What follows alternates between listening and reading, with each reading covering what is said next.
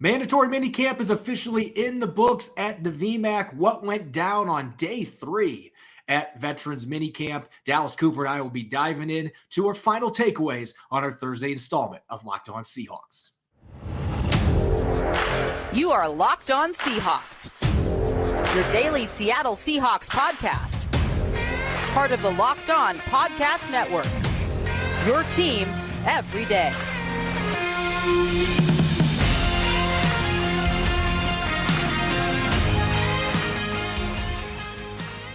Greetings, 12. This is Corbin Smith, host of the Locked On Seahawks podcast, your daily Seahawks podcast, part of the Locked On Podcast Network, your team every day. Glad to be joined on our Thursday night episode by my co-host, Dallas Cooper, and a special thanks to all the 12s out there, whether you're listening in Alaska or you're overseas listening in Norway. We greatly appreciate you taking the time to make Locked On Seahawks your first listen 5 days a week. The Seahawks wrapped up mandatory minicamp today. We're going to be dishing out some final takeaways coming out of Wednesday and Thursday's practices. And then we're going to get to your mailbag questions and continue our second-year leap series going to the defensive side of the football with a young pass rusher that looks like he could have a breakout season on tap. This episode is brought your way by Bird Dogs. Go to birddogs.com/LockedOnNFL. And when you enter promo code LockedOnNFL, they'll throw in a free custom Bird Dogs Yeti-style tumbler with every order. Now for your lead story here on our Thursday edition of Locked On Seahawks. The Seahawks unofficially ended their offseason program today. There will be a few passing OTAs coming up, mostly for the young guys. But with mandatory minicamp wrapping up day 3 today, mostly a walkthrough at the VMAC, the veterans are all going to be flying back home to wherever they live during the offseason. They're going to continue their training during this moratorium coming up. So really, this is the end of the offseason program for most of the players on Seattle's roster. The young guys are going to continue getting reps. And that being said, there was still plenty to unfold, plenty to take away from today's events at the VMAC. And Dallas, we've talked about him a lot during the offseason program, but Pete Carroll today was raving about Mike Jaxon, the veteran corner. And we've talked about it a lot on this show. He kind of became that forgotten guy when Devon Witherspoon was picked with the number 5 overall selection. And you should expect a player like Jaxon, who was a late round pick and bounced around with a bunch of teams, to have an enormous chip on his shoulder. And he's not one of those guys that, oh, they just picked somebody, my job is lost. No, he's come back with a vengeance after starting every game last year saying, I'm not going to just give up this job. You're going to have to come take it from me. Tariq Woolen being out has helped him get more reps. Obviously, Devon Witherspoon's playing in the slot these last couple of days, but getting the MVP honors for the offseason program for Pete Carroll, who said he was dominant during this offseason program. It's really creating a fascinating situation in that cornerback group, and it really tells you just how much talent and depth that they have there in the secondary. Yes, Jaxon played incredible, especially going on to the second half of last season. And Jackson's development is going to be huge, especially Corbin, as you alluded to. Putting Witherspoon in the slot has the ability to unlock so much for the Seahawks defense. They can lean more into man coverage. You can do a lot more matchup-y things and really hone in on a specific corner, matching up with a specific receiver. Or simply, one of my most exciting things during minicamp has been, Corbin, waiting for you to tweet about Mike Jaxon, a video coming out about Mike Jaxon. And then you always have been saying he's not going to give up this spot without a fight. And you were 100% right. He's not going to give this up. Just because Seattle drafted a cornerback at number 5, he's not pouting. He's not going to sulk and put his head down. He's out there proving that, hey, just because you drafted a guy at number 5, I'm still here and I can still play. And honestly, the development of that cornerback room is going to be huge. If Jaxon develops right, Witherspoon continues to develop from a number 5 overall, and then you have Woolen, the potential of that defensive back room, especially being that they're all so young, is so great for the Seahawks. I think that's what a lot of fans forget because they think about Jaxon being a journeyman. It's like he's only in his mid-20s. It's not like he's an old corner by any means. And he hasn't played in a ton of games, so he's got a lot of room to grow. And I do wonder if early on this season, and I'm sure we'll have more opportunities to talk about this as we go, but I'm wondering if early on in the season, if Seattle's going to do more moving with their corners than we have ever seen Pete Carroll do with his defense, because Devon Witherspoon affords that to you.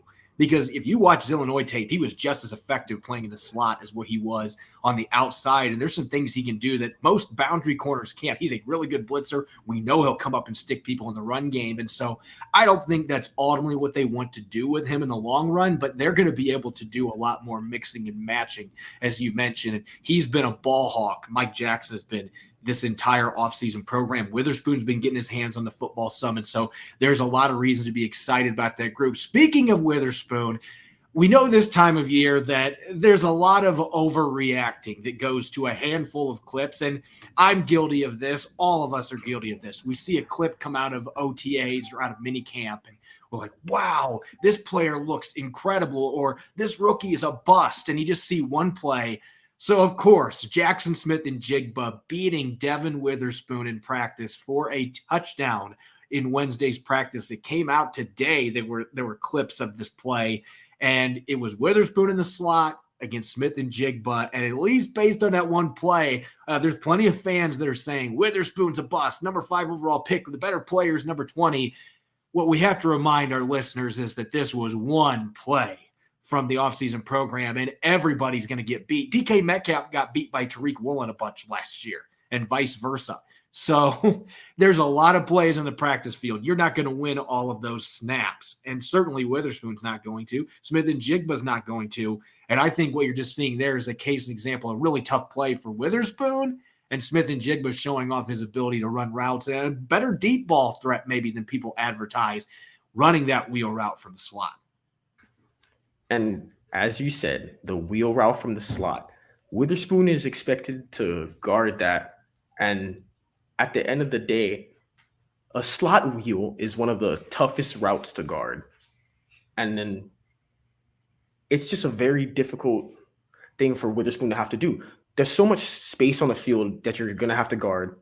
The offense calls a rub route. If you're an offensive coordinator, you call it a rub route. If you're a defensive coordinator, you call it a pick route. And what they did is they forced Witherspoon to have to either go under or go over. That's an extremely tough play. And again, fans, let's put this into perspective. As a cornerback, he really can't be physical, especially during minicamp. He's not allowed to put his hands on the receiver and fully press. He's not allowed to do a lot of things. This is a very difficult play to guard. And again, it's minicamp. The offense designed a great play, and it's a tough play to guard, especially when you're stuck in man coverage on the slot. And once again, Jaxon Smith-Njigba is a great receiver. So at the end of the day, does this prove that Witherspoon is a bust or anything? Absolutely not. But if anything, that should just encourage you about Jaxon Smith-Njigba and his ability to separate deep. I like what one of our listeners here is saying. Tex just said, just saw this clip. Iron sharpens iron. Can't wait for this year. And that is a perfect way to put it. You got 2 first-round picks, really talented players. You are hoping Smith-Njigba wins some of those battles. And you're hoping that Witherspoon loses. Or he's going, now you don't want him to lose. You're hoping he learns from losing those battles, what I meant to say. So you're looking at this play. Fans are always going to overreact. And again, we're guilty of it at times too, because you just get excited for football this time of year. Like, wow, Smith-Njigba won that one. But wheel routes from the slot are really difficult. One last thing real quick. I always like to give the undrafted guys some love when they earn it or when the coaches bring them up. And 2 players, one in particular that jumped out to me when I was out there watching a few of their sessions earlier in rookie minicamp, Jonathan Sutherland from Penn State. He wore number 0 last year, but he wore 26 earlier in his career. He looks like Ryan Neal, similar build to Ryan Neal. He's been getting snapped to the first team. He can play up in the box some, move him around a little bit. So that is a guy now that really is intriguing, getting those reps. Clearly, the coaching staff has been intrigued by him. And I know from your standpoint, the receiver that I expected us to talk about was going to be Matt Landers or CJ Johnson, but Landers has been banged up a little bit. Johnson's hurt. Instead, it's been Jake Bobo that has been the highlight of the offseason program for the undrafted players. A lot of fans were really excited when the Seahawks signed him. And it was very interesting when you're looking at his player profile, even watching his tape. It's very obvious that speed, deep speed specifically, isn't his game. Now, if you're talking about a guy that is going to get in and out of breaks, he's going to sit in the zone and he knows how to move the chains and he catches everything that is thrown near him. Now that's Jake Bobo's game. And at the end of the day, if you got a guy who's going to catch everything thrown near him, you can't ask for much more than that. And he's showing out, even without the deep speed that some of these other receivers have on the roster. He's out there outperforming. And that's a great thing to have, especially when the athleticism isn't there. He's winning in other ways. And when you're talking about Sutherland, as you said, kind of reminds people of Ryan Neal. I think this kind of alludes to the fact that the Seahawks in the offseason, linebacker was one of the positions they kind of didn't really put as much focus on. They signed back Bobby Wagner. Jordan Brooks is recovering from your injury. Devin Bush coming off of an injury or former injury, as well. I would expect maybe we might see more dime this year than even nickel. Maybe you only use one linebacker out there and you're trusting these safeties to be out there in linebacker roles. I'm really interested to see if that's what the Seahawks are looking to do. Yeah, I think that's where they would fit Sutherland. And as for Bobo, you said he doesn't have deep speed. He just doesn't have speed in general. He ran a 4.99 40-yard dash. So I'll admit it, I discounted him. I don't know if he makes this football team, but he's got such savvy when it comes to understanding what defenses are doing, knowing where the soft spots are, getting open, moving the chains. He is that prototypical possession receiver. And if he can play some special teams for you, and heck, maybe add some weight to him, he can be a move tight end down the road. So there is some intrigue there. So just a couple undrafted guys coming out of this mini camp that drew some rave reviews today from Pete Carroll. And if you've watched them on tape, you can see these guys are going out and they're making plays, and they're among the handful of free agents, the undrafted guys that maybe have a chance to make this football team. Up next, we're going to tackle your mailbag questions here on our Thursday edition of Locked On Seahawks. This episode is brought your way by Bird Dogs. Putting it simply, Bird Dogs make you look and feel good. You won't want to take them off. Bird Dogs stretch khaki shorts are designed to fit slimmer through the thigh and leg, giving you a truly sculpted look. And Bird Dog shorts do the exact same thing as Lululemon, but fit way better. Trust me. Unlike regular shorts, Bird Dogs aren't made of a stiff, restricting cotton, keeping you comfortable year-round. Take my word for it. Whether I'm heading to Baltimore in Week 9 to cover a tough road game, or I'm chilling at home getting ready for a podcast, I'm always sporting Bird Dog shorts and joggers because they're extremely comfortable, don't restrict movement while keeping the slim look. And the sweat-wicking fabric keeps me cool and dry all day long, no matter the elements. I can't recommend Bird Dogs enough. You'll want to wear them all day, every day. Go to birddogs.com/LockedOnNFL and enter promo code LockedOnNFL for a free Yeti-style tumbler with your order. That's birddogs.com/LockedOnNFL for a free Yeti-style tumbler. You won't want to take your Bird Dogs off. We promise you. All right, you're listening to the Thursday edition of Locked On Seahawks. I'm your host, Corbin Smith. Glad to be joined for today's show by my co-host, Dallas Cooper. And a special thanks to all the 12s out there, as always, for making Locked On Seahawks your first listen 5 days a week. We greatly appreciate it. For our everydayers, make sure to tune into Blue Friday. Tomorrow, Nick Lee and I will be playing over-under, looking at projections for this year's rookie class. There are 10 draft picks, maybe one or two undrafted players sprinkled in there as well. Going to be a fun show. You won't want to miss it. Let's get to our mailbag questions here. Dallas, I'm going to let you get the honors here first. This question coming off of Twitter from Ethan Ludlam. Assuming Tariq Woolen is back and playing well by mid-August, do you think the Seahawks would be open to moving Trey Brown or Mike Jaxon for the right price? I'd be more than happy to have both of them on the roster, but could they package with picks for a pass rusher such as Danielle Hunter? And again, this is a very interesting one because all these players have been playing really well, especially going into camp, right? But again, Danielle Hunter, if we're going about specifically just pass rushers, then yes, I agree with you. I think there is a way that Seattle would be looking to trade these guys for the right price.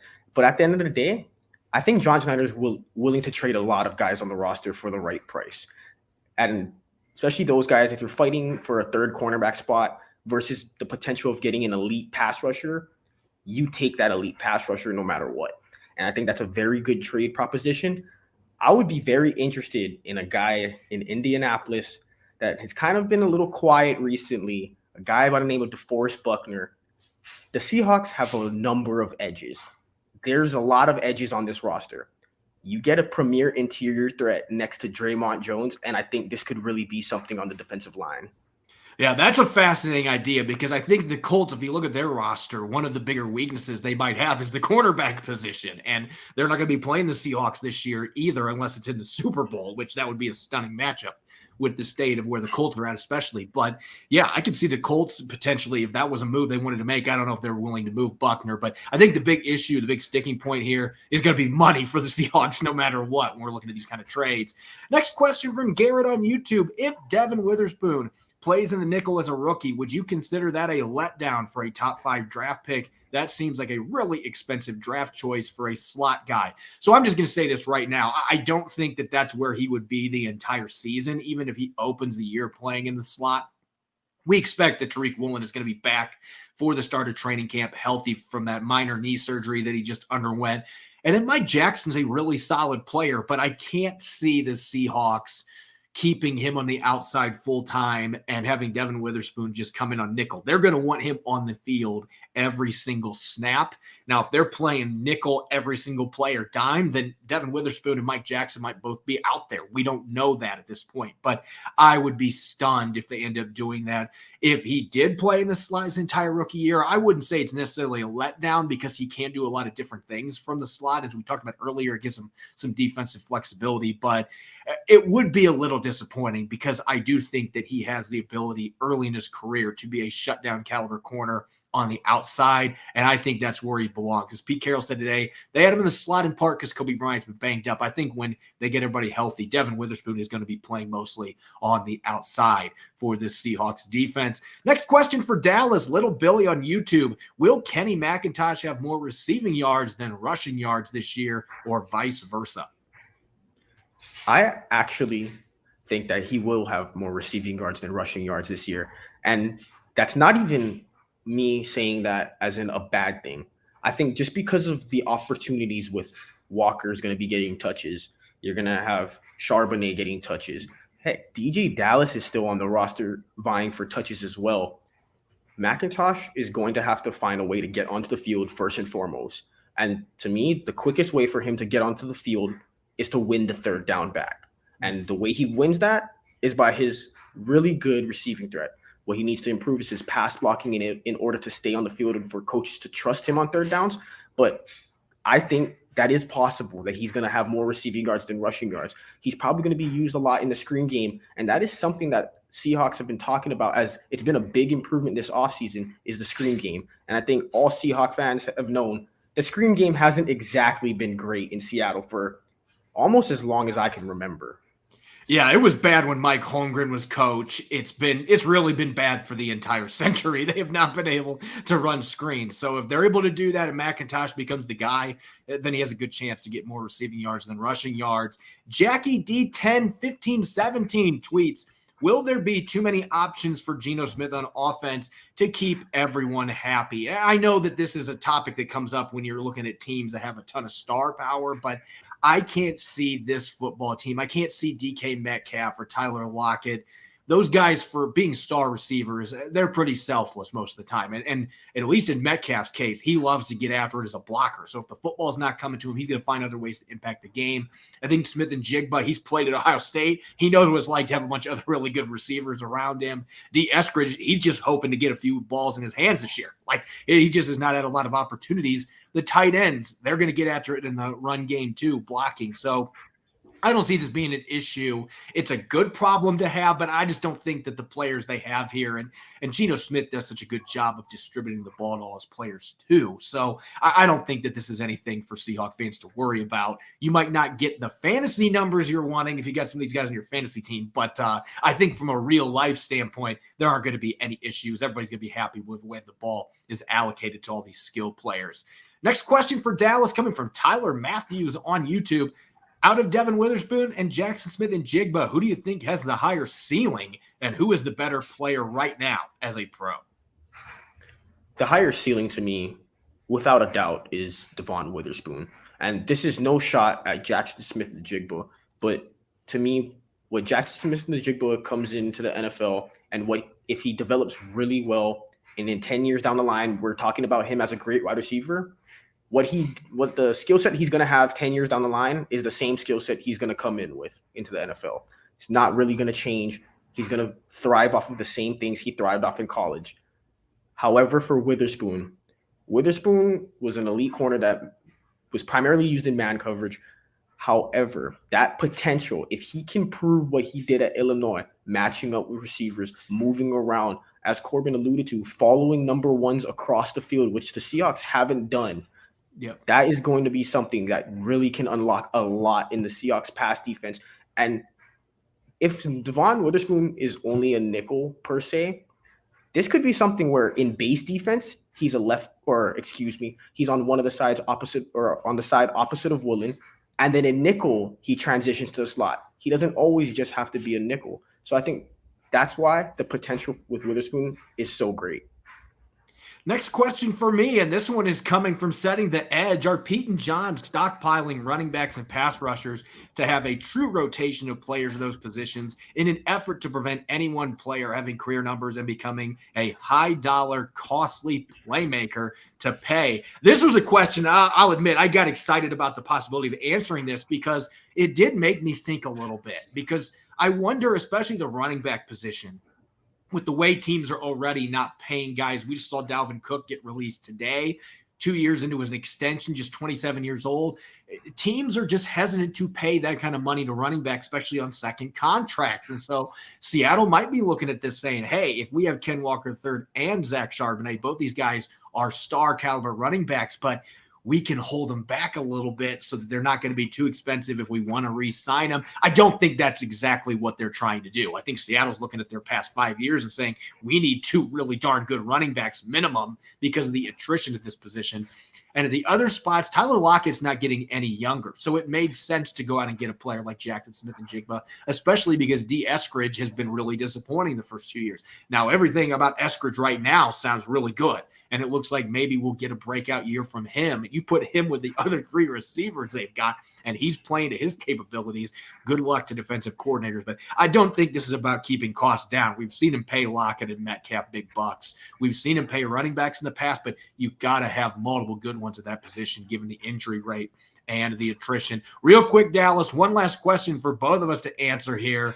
And this is off the heels of the news the other day. Michael W. on YouTube, where do the 90s retro uniforms rank in your all-time Seahawks uniforms? Do you think they made the right choice for their throwbacks? They're going to be wearing those 90s style blue and silver uniforms, Dallas. Where does that rank on your all-time Seahawks list? Now, specifically the blue and silver throwback uniforms. Those ones, I'd have to say, rank number 2 on my list. And the only reason that those rank number 2 is because I love the 90s throwback white jerseys. Those are my thing. I love the white jersey. It just looks too clean. But I love the blue jersey as well, and that's probably my second favorite. I love throwback jerseys.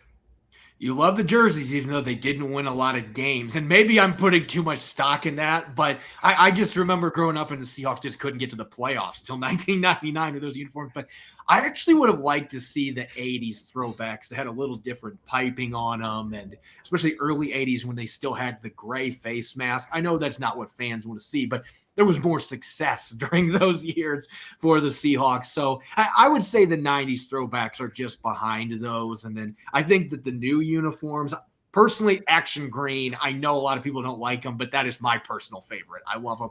My least favorite jersey ever, this is going to be ironic, but the green ones they wore one time in 2009, that was an atrocious green jersey. I like the ones they have in their current model, but the 90s ones would be higher up on the list, along with the 80s with slight moderations, but they're generally the same uniform. All right, let's shift gears to our second year Leap series. Now, Rob Rang and I kicked this off about a week and a half ago, Dallas, and we looked at the 2 tackles, Charles Cross and Abraham Lucas.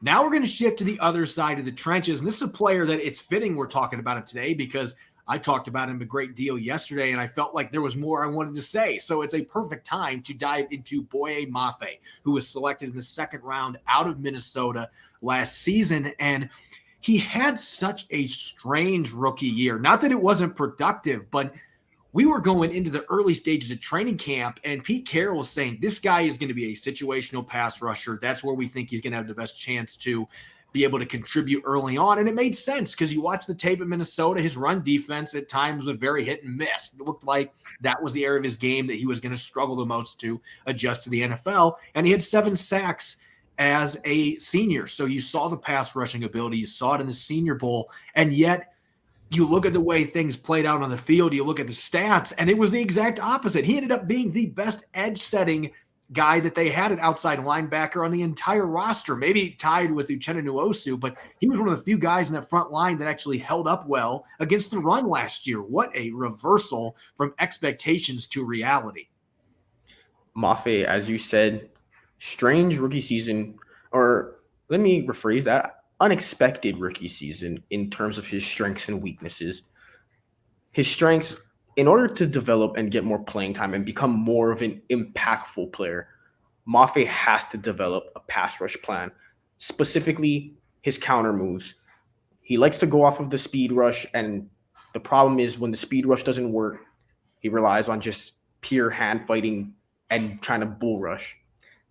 That's not working really well, and it showed that it didn't really work well in his rookie year. Going into this offseason, I'm really excited to see if he's going to be a lot better at turning the corner specifically. Mafe is extremely explosive, but as an athlete, he reminds me a little bit of Derek Hall in terms of he's very straight with his speed. Bending the corner isn't exactly his strength. At least from what I've seen, I don't think it's his strength. But man, as you said, holding up against the run and becoming one of the best edge setter or tied with Nwosu, what a rookie year. You're not expecting that out of a rookie edge rusher being able to hold up against the run. And I thought that was very evident, especially in the playoff game against San Francisco. Mafe was out there and they were not able to attack at him, specifically just trying to game plan at him. So that's going to be the biggest development to me is Mafe going to be able to be a factor rushing the passer? Yeah, and it's so ironic that that's what we're talking about, because if you go back and look at the episodes that we recorded last year when we were talking about Boye Mafe going into his rookie season, again, it was talking about the development of his counter moves that he showed off at the Senior Bowl. It was the explosiveness, the pass rushing production that gradually improved every year at Minnesota. And just what the coaching staff was saying, it sounded like our expectation is that's really where he's going to flash. And he had 3 sacks. It's not like he was completely non-existent, and he had 10 pressures. That's not very much. But the thing that does concern me, and I'll put the stats back up for those that are watching on YouTube, but 6.3% according to Pro Football Focus, that was his pass rush win rate. Out of 129 edge rushers, that ranked 113th. That's not going to get the job done. That is the lack of efficiency that if you have that 2 years in a row, you start to question, is this guy going to ever develop into a consistent pass rusher? I do think that there is a caveat to all of these numbers, though. I felt like the Seahawks gave him very limited opportunities to really go after the quarterback, and he was so darn good against the run. And that's the thing. Teams knew they could run the football in the Seahawks, so they were going to keep running the ball. And so when Boye Mafe was out there, a lot of times they were plugging him in, just trying to stop the run game, and he held up really well. But there just weren't a lot of opportunities. There were so many games where he had less than 10 legitimate pass rushing chances. And so I think it's really hard. It's one of those things in any sport, but especially rushing the passer. I think it's difficult to develop that rhythm, especially when you're a rookie coming in the league and you're trying to get used to going against NFL tackles who are much tougher to get past. You got to have a more sophisticated pass rushing plan, unless you're somebody like Von Miller that just has freakish athleticism and a couple counters that are upper tier, Hall of Fame caliber counter moves. You got to be able to develop those pass rushing plans. So I don't even know that it's the inability to dish counters. I've seen enough from Boye Mafe. I just think it's trying to get that plan in place, how to attack tackles and then deploy those counters. He just didn't get a lot of opportunities last year to really show off what he could do and develop in game, because it felt like most of the time he was out there, some of it just because the Seahawks couldn't stop the run. Teams were game planning to do that, but he didn't get a ton of opportunities. And I think it prevented him from being being more consistent, getting more efficient, getting after the quarterback. I still think there's a lot of upside in that part of his game, but I'm also really intrigued to see what he looks like this year in year 2 when he was still a pretty raw player at 24 years old coming in last year. I'm really curious another year in the weight room what he's going to do against the run, and that's the big reason why I predicted yesterday that he's going to win the other starting job across from Uchenna Nwosu, because you're going to have some guys out there that could stop the run game, and he was one of the few last year that actually did. I would agree with you on that. If you had to ask me, out of the 3 initial competition, or the 3 initial people that are in the competition to start opposite of Nwosu, I would have Mafe at number 1. And as you said, simply being, do not let teams run the football, especially in early downs. Now, Darrell Taylor was a sub rusher last season. That's going to be interesting to see coming back this next season. But Mafe, I would love to see him get consistent playing time. And as you said, it's hard to develop a rhythm and really develop your counter moves going into specific offensive tackle. And when you're only getting 10 or less rushing snaps a game, it's extremely difficult. You're not getting, but no rhythm. But what you need is just that pass rush plan. If he can develop that, you have a true threat off the edge opposite of Nwosu. Now look at your depth. You got Darrell Taylor sitting in the weight. You got Derek Hall also sitting in the weight. Let's not also forget Tyreek Smith as well. The true depth at this position at edge is insane for Seattle. And if Mafe truly develops into what they think he can be, man, it's going to be such an exciting season for the Seahawks. I want to go off of what something Minicamp said on our show last week, because she was saying there's a lot of really solid pass rushers, but you don't have that number 1. You don't have that elite guy. And I don't know that Boye Mafe has the upside to be that player. I don't think he's got the bend. I don't think he's quite developed enough in terms of really being able to attack tackles where he's just going to explode and give you 15 sacks in a season. I don't ever see him being that kind of a guy. But if you can have him become another one of those really solid number 2s, and maybe there's still that chance a guy like Derek Hall can become that number 1 guy. I feel like Hall's got a little bit more twitchiness to his game, a little bit more bend to his game. He might be a guy in a year or 2 that is able to break out and really become that number 1 that they're lacking right now, because they have a lot of really solid number 2 and number 3 rushers. And you got to have guys like that to be able to get after quarterbacks, and having a stable of players like that, you can really turn pressure up on a quarterback. But you got to have that one guy that's really your alpha, and maybe Nwosu can still become that guy. But from Mafe's standpoint, to me this year, can you become that really solid number 2 where you can stop the run, you can set the edge, but you show more consistency, you get more opportunities to develop that consistency getting after the quarterback. And so he is going to be one of the players that I'm most excited to watch when we get to real football in August, when the pads come out. What does he look like in terms of technique and his pass rush plan? Even on the practice field, do you see improvements in that regard? Because if you do, then I could see him going out and getting you 6-7 sacks. And if he's defending the run the way that he did last year, or even better than last year, then you have a really solid starting outside linebacker in a 3-4 defense to couple with Uchenna Nwosu and the other players that they have rotating at that position. So I think that it's a fascinating player to watch going into this year, because he did come in somewhat unpolished, and yet, again, it was weird seeing that the run defense is what blossomed last year. And that makes me wonder, could we see a big leap from pass rushing standpoint with his athleticism and what we saw playing in the Big Ten, his ability to get after quarterbacks. As always, you can follow me on Twitter, Corbin Smith NFL. You can follow Dallas at Dallas C. Cooper. Subscribe and follow Locked On Seahawks. We're on YouTube and other major podcast platforms. Make sure that you don't miss a single episode. Coming up tomorrow for Blue Friday, I'll be rejoined by Nick Lee, and the two of us will be playing a spirited game of over and under, looking at rookie projections, the draft picks, maybe a few undrafted guys as well. You won't want to miss it. Enjoy the rest of your week. Go Hawks.